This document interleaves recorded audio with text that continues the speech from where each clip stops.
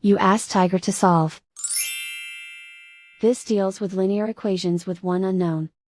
The final result is x equals 25. Let's solve it step by step. Group all constants on the right side of the equation. Add 3 to both sides. Simplify the arithmetic.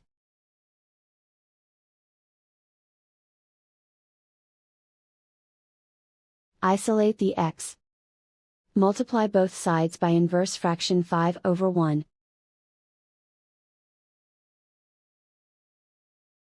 Group like terms.